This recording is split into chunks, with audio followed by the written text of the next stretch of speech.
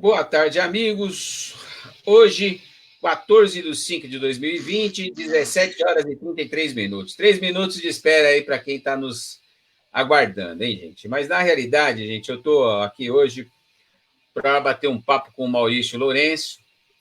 O tema hoje a gente definiu que vai falar um pouquinho sobre o 13 de maio, né? Sobre Covid e vamos falando aí sobre as coisas do Brasil. Essa diferença entre Bolsonaro e Lula, que vai ficando a cada dia mais claro, né?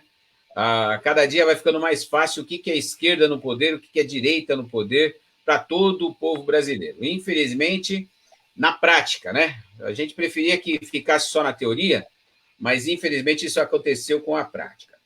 Bom, eu vou pedir para vocês primeiro, antes de mais nada, dar uma compartilhada nesse link. Isso aí faz com que mais pessoas consigam assistir esse bate-papo. Eu sempre compartilho esse vídeo depois no YouTube, então eu vou pedir para você se inscrever no meu canal, que é o Antônio Machado, né? Antônio Machado, PT Tabuão. Se digitar assim, vocês vão encontrar lá no YouTube os vídeos, né? Todos os vídeos que a gente está fazendo aqui, todos os bate-papo entre os companheiros do PT e convidados, né? Lideranças aqui do PT. Vocês puderem estar lá, todas as entrevistas lá, o bate-papo na realidade, é um bate-papo tabuão. E, bom, é isso. Meninos, hoje eu queria falar sobre um tema aqui, e inclusive, meu Maurício, agradecer a Rede Nacional de Bibliotecas Comunitárias, que elas têm feito um trabalho muito bonito. Na realidade, eu tenho falado, propagado na minha página, a vaquinha virtual, que é feita, né, pela Vaquinha, uma instituição muito séria, arrecadando dinheiro de pessoas que têm um pouquinho de sobra e que possa ajudar. Então, vai ajudar essa entidade. Na realidade, era uma rede, né, de entidades que estava fazendo arrecadação e fazendo doações direta à população carente, nada de política. A pessoa vai lá, se cadastra, eles fazem uma entrevista, manda a cesta básica. Na realidade, eles não têm capital para mandar a cesta, a pessoa tem que retirar, mas são várias instituições, né, que fazem essa arrecadação. Então, um é o Sarau do Binho, essa rede nacional de bibliotecas comunitárias, elas têm mais de 100 bibliotecas no Brasil inteiro, todas em comunidade. E hoje mesmo, para quem ouviu aí o nosso debate dentro do pessoal do PT, a gente estava precisando arrumar uma cestinha para ajudar uma família que nem é do Tabuão, é lá do Campo Limpo. E para mostrar a nossa diferença, é essa, nós ajudamos e essa rede ajuda independente do município. Então, a gente está em Taboão da Serra, os políticos aqui do Taboão só querem ajudar as famílias de Taboão, até porque eles estão pegando essa cesta básica, às vezes, aqui dentro do Taboão, para fazer política e entregar aqui dentro do Taboão. Então, essa forma de fazer é a forma errada. Em vez de localizar as famílias que precisam e fazer a entrega pelas vias públicas, pela via correta, que nós pregamos que seja feita dessa forma, acaba se politizando, então o amigo e os dados vai tudo para o político, aí o político vai entregar e tirar até fotinho, como tem, e já foi tema aqui. Essa Rede Nacional de Bibliotecas Comunitárias está fazendo a arrecadação financeira de quem pode. Eu vou dar aqui o banco, né? É Caixa Econômica Federal, a agência é 0049, conta corrente 14453, dígito 1, tipo 003, tá? Conta 144-5305. Na realidade, está a ACESA, né? Associação Cultural e Esportiva, Social e Amigos. Na realidade, é o nome da empresa. O CNPJ, gente, 14-810-843/1000 ao contrário, -31, Caixa Econômica Federal. Quem puder fazer a doação, faz a doação, tem os dados, depois você declara no seu imposto de renda a doação que você pôde fazer. Isso vai fazer com que mais pessoas consigam receber uma cesta básica de uma instituição que não tem nada a ver com políticos, não tem nada a ver com a prefeitura. O que a prefeitura faz é obrigação, a de São Paulo em São Paulo, a de Taboão da Serra em Taboão da Serra, e isso faz com que mais gente receba de uma forma independente. Então, eu estou frisando isso muito, porque, infelizmente, a gente está vendo que, nesse momento, quem está fazendo o que para quem, e a gente fica muito triste de ver que as pessoas estão fazendo política e não fazendo assistência. Assistência social é uma coisa, fazer política é outra. O que eu estou fazendo aqui é pedido de doação para essa instituição aqui, que é uma instituição particular, Rede Nacional de Bibliotecas Comunitárias, e, na realidade, até hoje, eu estava pedindo, na minha vaquinha virtual, que eu faço a solicitação para os amigos, na minha página, eu estava pedindo para o Sarau do Binho, que era uma instituição, né, uma instituição aqui de Taboão da Serra, ela está ali perto do Family, né? E ela estava arrecadando, o Maurício, dinheiro também para dar para os seus artistas, seus poetas, os artistas que trabalham lá voluntariamente, mas que estavam em necessidade, né? E eles já conseguiram arrecadar mais de 30 mil reais para fazer a distribuição para esses artistas que estão desempregados, que no momento de hoje a cultura tem sofrido muito, né? E, bom, essa minha fala inicial é exatamente em agradecimento a essa instituição, que hoje, inclusive, uma companheira de partido estava procurando uma cesta básica com alguém para poder mandar para uma família, e veja, ela é petista aqui no Taboão, ela estava querendo ajudar uma família que ela conhece, ex-funcionária pública, segundo ela, de Taboão da Serra, da Prefeitura de Taboão da Serra, e que está, segundo ela, passando um perrenho danado, ela estava tentando ajudar, desesperada, ligando para todo mundo, e não consegue, porque como ela é do Taboão, as instituições, os políticos aqui não querem saber de ajudar, porque ela mora em Campo Limpo. E essa instituição que eu estou colocando aqui, que é a Rede Nacional de Bibliotecas Comunitárias, está encaminhando uma cesta básica para o Campo Limpo e conseguir ajudar uma família até no Rio de Janeiro, financeiramente. Então, assim, fiquei muito sentido com a situação dessa Rede Nacional de Bibliotecas, eu estou me estendendo aqui nessa fala. Mas, Maurício, hoje o tema, como a gente tratou aqui, Covid, a gente pode até falar na sequência, mas me fala aí sobre o 3 de maio, igualdade racial, que era o tema aí que você tinha até proposto para a gente bater um papo a respeito. Foi ontem, 13 de maio, né? Mas, na realidade, igualdade racial é para ser discutida todos os dias de nossas vidas, né? Já deveríamos estar fazendo isso há muito mais tempo, e então é assim. Fala aí, meu querido, vamos ver o que você vai me trazer de informação, porque você sempre me traz umas informações diferentes, bacanas, e muito feliz com as suas informações, e o público gosta, hein? Vai lá. Um abraço. Machado, primeiramente, boa tarde. Obrigado aí pelo convite, né, para a gente continuar fazendo esse bate-papo Taboão. E dizer a você o seguinte: bom, primeiro, parabenizar por essa campanha que você está fazendo, e eu acho que é muito importante mesmo esse trabalho de voluntariado por entidades, né, o voluntariado das pessoas, conseguir aí ajudar aquelas pessoas que estão mais precisando. Num momento terrível, né, esse momento de isolamento social, ele é muito difícil, muito mais para idosos também, e tal, né, igual você falou que a servidora procurou ajuda, é isso mesmo que está acontecendo. Idosos, né, idosos que são os que estão mais sofrendo neste momento por conta do isolamento social, né? Sobre o 13 de maio, eu propus aí para a gente falar um pouco, porque o 13 de maio, como a gente sabe, né, é a chamada abolição da escravatura, que é uma lei da princesa Isabel, né, que todo mundo fala aí. A gente, entre os companheiros, o movimento negro fala que é uma data ainda incompleta, é uma abolição inacabada, né? Acabaram com a escravidão, mas ainda ficou muitas coisas a resolver nesse campo. E eles têm toda a razão. O pessoal do movimento negro, tanto no partido, aí na militância, como na sociedade em geral, tem esse entendimento, que é uma abolição inacabada, né? E o que a gente vê aqui é que isso começou por conta de pressões não da nossa elite nacional produtora, né, do café, do açúcar, etc., mas começou por uma pressão externa, né? Começou por uma pressão da Inglaterra. Não é à toa que tem aquele ditado que diz que existem leis para inglês ver. Por quê? Porque o Brasil fez uma lei para inglês ver. Mas, na verdade, o tráfico negreiro continuou por muito tempo ainda no Brasil, né? Então, 28 de setembro de 1871, foi criada a Lei do Ventre, né? E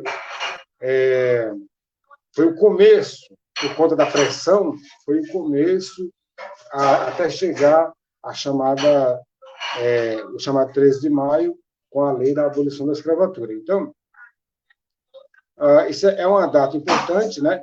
Aqui no Brasil, o movimento negro, não estou falando aqui no lugar de fala do movimento negro, né? Estou passando informação. Então, aqui no Brasil, 20 de novembro também foi uma data importante, porque a gente tem um herói nacional do movimento do negro, que é o Zumbi dos Palmares, né? Então, o 20 de novembro, em várias cidades do Brasil, é feriado nessa data, né? E em Taboão da Serra, por exemplo, não é feriado, é ponto facultativo, por conta da pressão, tal, né? Os comerciantes na época, mas foi criado em Taboão da Serra no governo passado, que o PT participava, que é o governo de Vilares, do PSD e do PT, né? Então, tem o 20 de novembro na cidade, como ponto facultativo, e também tem a Secretaria, a Coordenadoria de Igualdade Racial, que hoje faz um trabalho, eu entendo, até um pouco restrito, e com pouca participação realmente das lideranças que puxam esse movimento aí em defesa dos negros, né? E a gente sabe que o racismo estrutural no Brasil é descarado, né? Então, eu acho que sempre tem que ter políticas públicas que leve o enfrentamento desse mal, que é o resquício escravocrata que a gente tem, né? E essas datas são importantes para estar relembrando, para não repetir. O 13 de maio é importante relembrar para não repetir. Aliás, para repetir as coisas boas, né? O 20 de novembro também, a gente chegar aí numa sociedade mais fraterna, mais humanista, e que não olha a pessoa por cor, não olha a pessoa pelo local que mora, mas sim por ser humano, por ser em defesa da vida e de tudo. Então, eu acho que é uma data importante, a gente deve sempre estar reafirmando e fazendo a defesa. Não, perfeito. Aqui no PT, o PT sempre esteve aberto, é uma das causas, né, de internas dentro do partido a vida inteira, né, a causa negra. E, na realidade, a gente sempre foi taxado como um partido de intelectuais, de um lado, e de trabalhadores do outro. Quando você une o intelectual e o trabalhador, deu essa soma aqui que é o PT. E essa área sempre foi muito discutida internamente e foi cobrado, Lula, como presidente, sempre cobrou que o trabalhador votasse em trabalhador e automaticamente ele acreditava que a população negra votaria também em trabalhador, logo teríamos uma bancada de negros no Congresso. E, infelizmente, a gente vê que essa não é a realidade. Mas dentro desse tema aí, eu recebi um vídeo hoje de um negro, que é o Lázaro Matumbi, que fez um pronunciamento no dia de ontem, né? O vídeo está viralizando hoje, exatamente pelas palavras profundas do poeta, né? E eu vou colocar aqui para a gente pensar a respeito. Vamos fazer uma coisa diferente hoje. Tenta escutar aqui, vamos ver se o som está saindo bem para você. No dia 14 de maio eu saí por aí. Não tinha trabalho, nem casa, nem pra onde ir. Levando a senzala na alma, subi a favela. Pensando em ir, mas eu nunca desci. Zanzei zonzo em todas as zonas da grande agonia. Um dia com fome, no outro sem o que comer. Sem nome, sem identidade, sem fotografia. O mundo me olhava, mas ninguém queria me ver. No dia 14 de maio, ninguém me deu bola. E eu tive que ser bom de bola pra sobreviver. Nenhuma lição, não havia lugar na escola. Pensaram que poderiam me fazer perder. Mas minha alma resiste, o meu corpo é de luta. Eu sei o que é bom e o que é bom também deve ser meu. A coisa mais certa tem que ser a coisa mais justa. Eu sou o que sou, pois agora eu sei quem sou eu. Será que deu pra entender a mensagem? Se ligue no Ilê aí. Se ligue no Ilê aí. Agora que você me vê, repare como é belo ver nosso povo lindo. Repare que é o maior prazer. Bom pra mim, bom pra você. Estou de olho aberto. Olha, moço, fique esperto que eu não sou menino. Olha, moço, fique esperto que eu não sou menino. Olha, moço, fique esperto que eu não sou menino. Axé pra todos, obrigado. Você vê, a mensagem foi Boa, dada. Machado. Ótimo. O vídeo está viralizando aí na internet. Eu recebi hoje de um primo que mora em Itu, Maravilha. Pedro Gonçalves, ou, aliás, Pedro Fogaça. Eu estou com o Gonçalves na cabeça aqui. Eu falei hoje, o Maurício me pediu para falar sobre igualdade racial, e isso daqui eu vou botar no ar e seja o que Deus quiser. A qualidade do som, não sei como ficou aí. Não, deu para ouvir bem. Deu para ouvir bem. Bem bacana. Quem não ouviu, depois eu vou postar no grupo lá para o pessoal poder ver. Mas, aliás, eu vou postar até no meu Facebook, aí o pessoal vê ele ao vivo lá. Mas, olha, dentro do tema, né, Maurício, é o que eu estava falando. É um artista que pediu a voz no Senado e conseguiu a sua palavra ecoar. Hoje está ecoando no Brasil inteiro, mas o povo, na realidade, deve se posicionar. E nós, aí você é branquinho, eu também branquinho, mas nos dói ver que essa baixa representação que existe, infelizmente, em todas as câmeras do Brasil, né? Seja na Câmara de Vereadores, para a cidade, nas câmaras estaduais, né? Também nas assembleias estaduais, também a representatividade do negro é muito baixa, né? Na hora da eleição, o povo negro não vota em si mesmo, isso é muito triste, é uma coisa que a gente pede para que isso seja revertido. Dentro do partido, a gente tenta colocar o número máximo de candidatos que se dispõe a ser, e aí a gente depende do voto, é a população que elege, né? E quando você chega tanto no Senado como na Câmara dos Deputados, infelizmente, os negros no Brasil são mais de 50% da população brasileira e, infelizmente, a gente não consegue ampliar, né, essa participação do negro dentro da política. Infelizmente. Ontem eu vi um debate aqui que tinha 3 negros e na TV 247, e o tema era esse, quer dizer, na hora da eleição, o povo, infelizmente, o povo brasileiro ainda não está votando em si mesmo. Isso é triste. Nós, na militância, na luta social, nós temos vários exemplos aí, inclusive no governo Lula, 2003-2010, ele indicou o Joaquim Barbosa para puxar, né, puxar essa força da representatividade, né, e botar nos postos mais altos também, né? Temos aqui em São Paulo também vários companheiros, como o Vicentinho, presidente nacional da CUT, deputado federal, muitos anos, faz uma representação. Silva, Benedita, no Rio de Janeiro. Um estado racista, um estado negro, e infelizmente não conseguiu se reeleger lá. Ela foi governadora por 9 meses, numa situação difícil e tudo mais, não conseguiu a reeleição, porque a família Garotinho lá desceu a lenha nela, tendo sido eleita na mesma chapa. Então, foi uma questão diferente, mas chegou o PT já elegeu isso, né? O nosso senador Paim, lá no Rio Grande do Sul, que é difícil, um negro que está dentro do PT há quantos anos fazendo a representação. Mas são poucos, né? Infelizmente, mesmo partido, a gente do voto da população, são poucos. Tem que dar o acesso e a possibilidade, né? E o PT foi esse instrumento também de dar esse acesso para as pessoas buscarem, né, a representação. A Benedita é um exemplo, claro, que foi uma empregada doméstica, evangélica, que militou e lutou e chegou onde chegou, governar o Estado. Sim. Essa já é aquela diferença entre governos que a gente estava falando, governos de esquerda e o governo do Bolsonaro.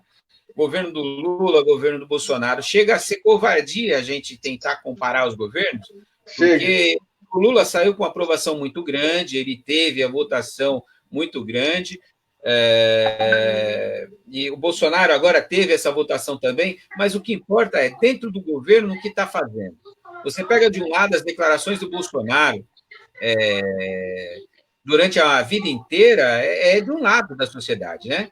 O Lula, com as suas atitudes durante o governo, nem vou falar de declarações, atitudes durante uma vida inteira, mostra essa diferença claramente e que divide a água. Enquanto, infelizmente, o Bolsonaro usa um deputado que se elegeu usando o nome dele, negro, e que acaba sendo uma vergonha, né, a forma como ele usa, porque ele usa praticamente como um outdoor, né? Fica sempre atrás aqui da cabeça dele, deixa eu tentar colocar aqui, como se fosse atrás ali o deputado negro para mostrar que ele não é racista. Ele necessita mostrar que ele não é racista. Quando, na realidade, o presidente da República, quando ele fala, ele não precisaria. É através das atitudes dele que ele mostraria que não é uma pessoa racista, né? Então, e pronto. Infelizmente, nós elegemos ele aí e agora ele dá com a situação. Me fala aí o que você tem achado desses últimos momentos aí que a gente está vivendo de emoções com o nosso Bolsonaro e si. A mentira do dia, qual foi? Olha, não dá nem para escolher qual a do dia, né? Porque ele realmente, como eles vivem disso, né? A política deles é baseada nisso, a questão da comunicação deles tem a ver com o fake news, com a mentira, né? É complicado você apontar do dia, né? Mas o que a gente vê é o esforço que ele está fazendo hoje para interferir ali na instituição pública para proteger os seus familiares, né? Então, lá no Rio de Janeiro e Brasília, eles têm 19 pessoas da família investigada e ele está muito preocupado em fazer as trocas e já fez algumas, né? Superintendentes, delegados, a Polícia Federal. Ele troca até fiscal do IBAMA, né? Então, porque está atingindo a ele. Senhor, você não acredita. Pela primeira vez, eu esqueci de iniciar a live. Você acredita? Estamos no ar sem gravar nada. Eu estou vendo o tempo aqui. Mas está entrando ou não? Está aqui, está.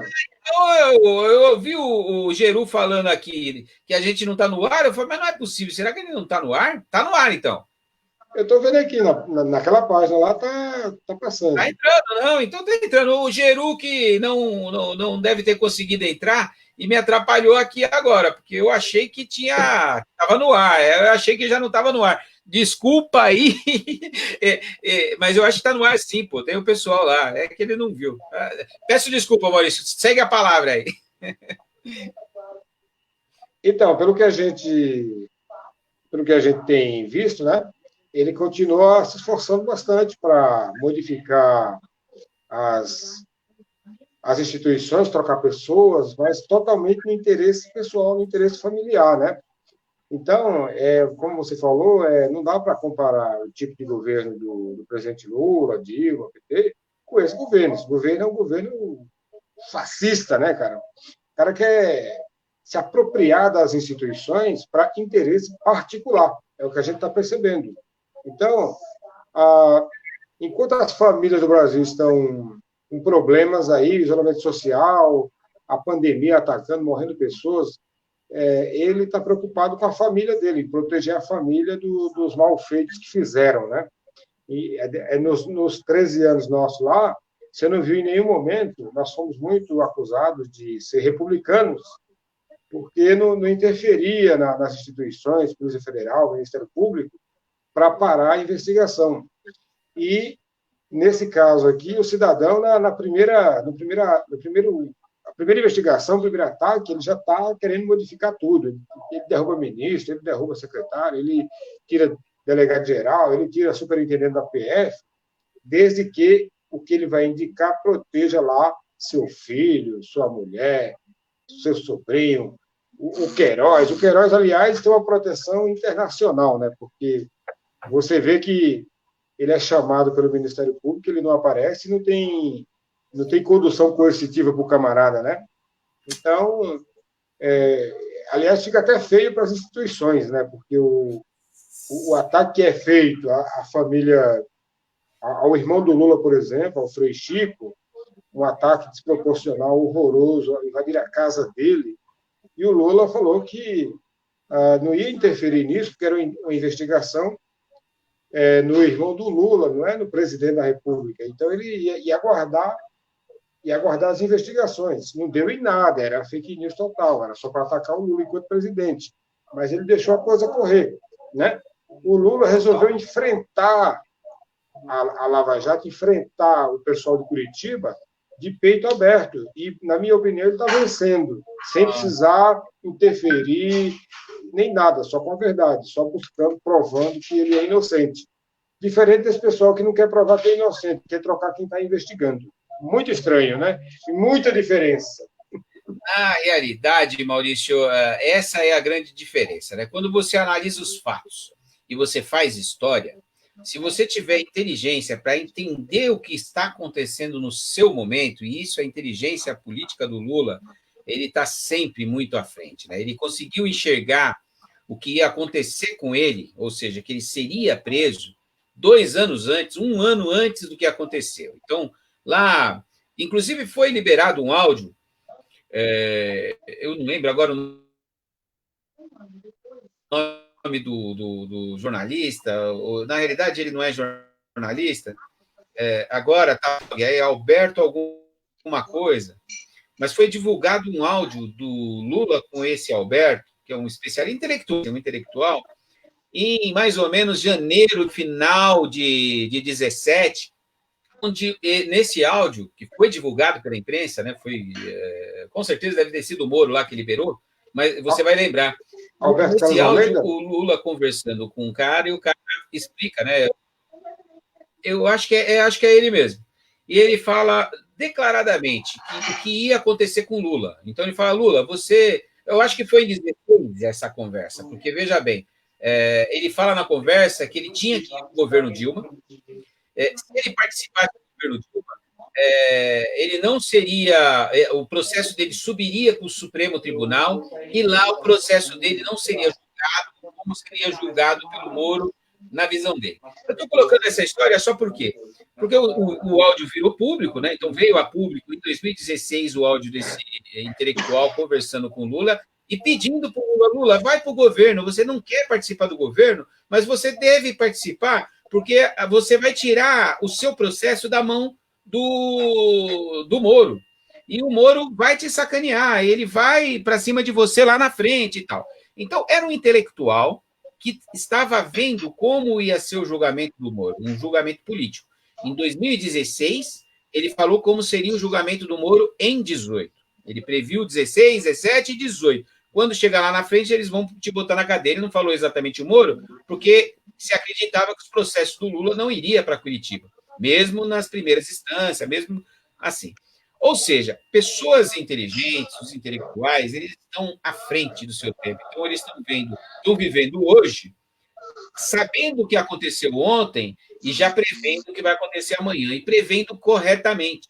Então, assim, esta é o papel dos intelectuais. E aí entra uma grande diferença, infelizmente, de uma pessoa como o Lula e uma pessoa como o Bolsonaro. Ele não consegue ver, ele não consegue entender o que aconteceu ontem. Se ele não consegue entender o que aconteceu ontem, hoje ele não sabe o que fazer para que o amanhã seja melhor. Então, ele está totalmente perdido. A gente viu a declaração do Lula, ontem eu estava assistindo a entrevista dele a uma rádio lá de Manaus. E aí ele teve algumas frases bombásticas, né? Mas que é normal dele, é da pessoa que pediram para ele analisar o que ele achava do Bolsonaro, e ele falou, gente, o Bolsonaro não tem condições de governar o Brasil. Simples assim. Ele foi uma das pessoas que, mesmo dentro da cadeia, falou, tem que deixar o Bolsonaro governar, porque ele ganhou a eleição, o povo votou nele. Isso é o Lula. Falou com todas as letras, temos que deixar ele governar.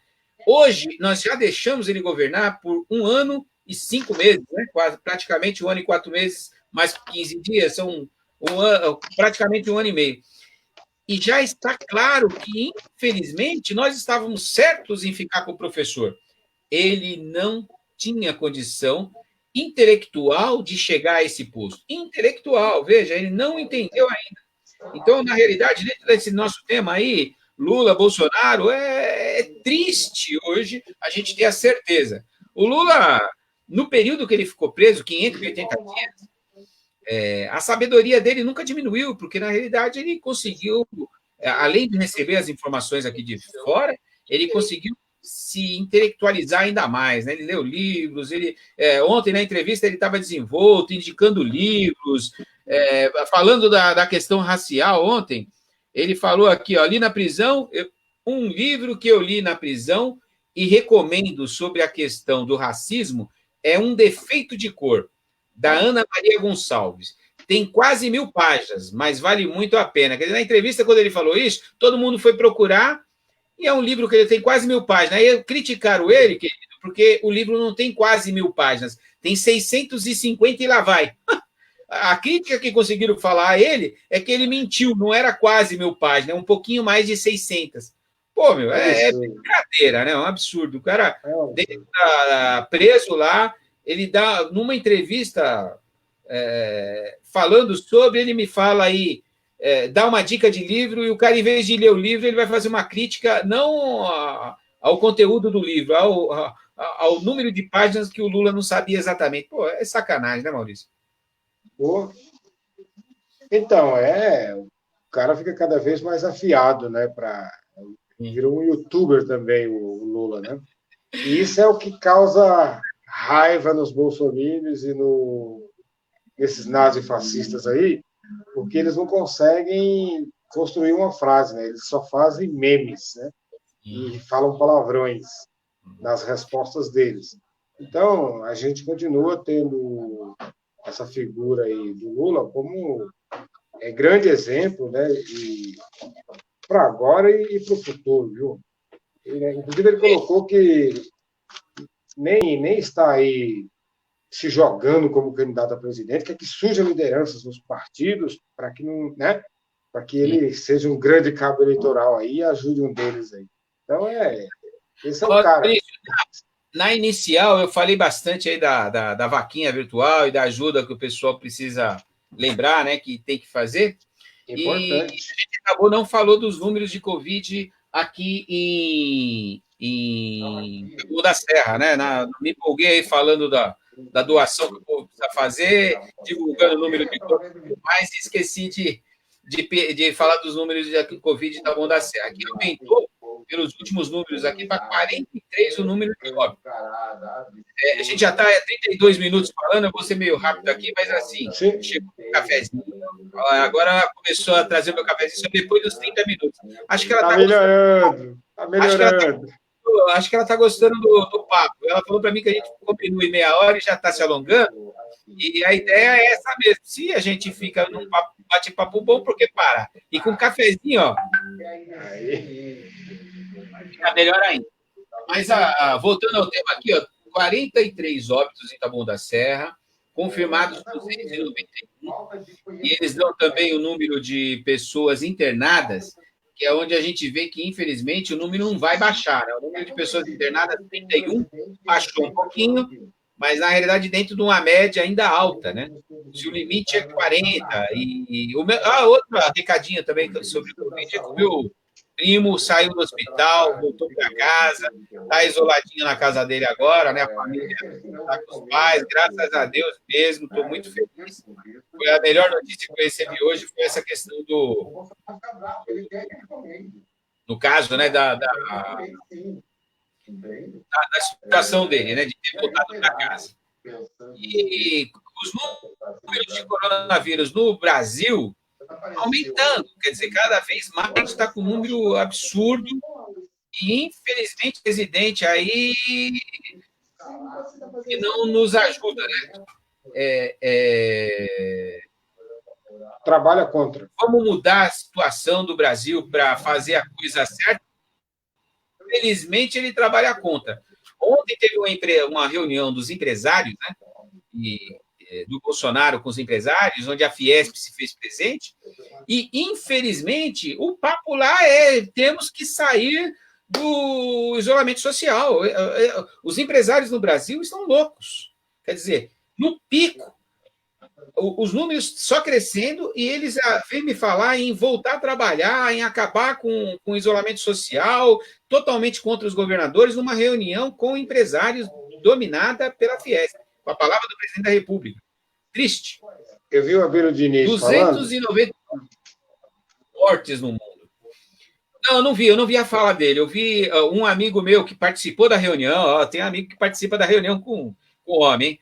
E, na realidade, é um primo querido, mas na realidade bolsonarista.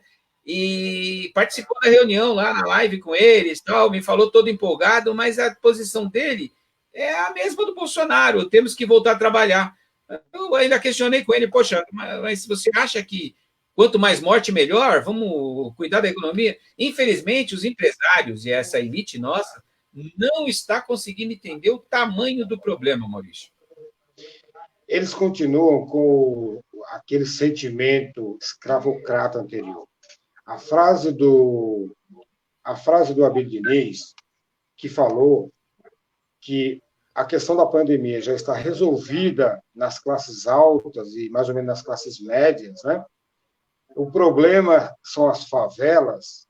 Eliseu Lima, falei do aqui, tá, Maurício? Ele pensou, entendeu? Ele pensou a frase. Quer dizer, já resolveu o problema na classe alta, na classe média, os pobres que se dane, os empregados que se dane. Então, vamos abrir tudo e botar esse povo para trabalhar, ou continuar trabalhando, que boa parte continua trabalhando, né? Tomando os cuidados e tal, mas continua trabalhando. Então, esse pessoal precisa mudar a mentalidade, porque as fases deles revelam o que eles pensam, né? Então, a gente precisa continuar fazendo a defesa da liberação imediata, sem burocracia, agora da segunda parcela do auxílio emergencial.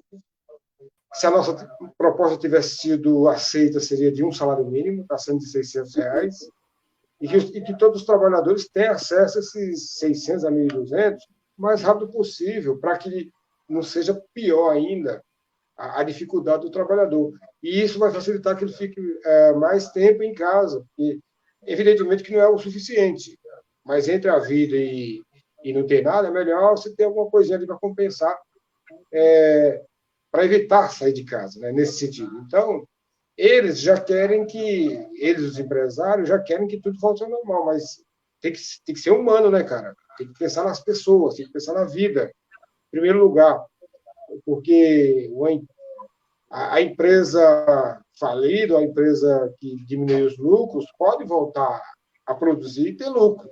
Agora, o CNPJ, né, se morrer, já era. A vida, se for, já era. Entendeu? Então, pelo amor de Deus, vamos continuar aí cuidando da saúde primeiro, né?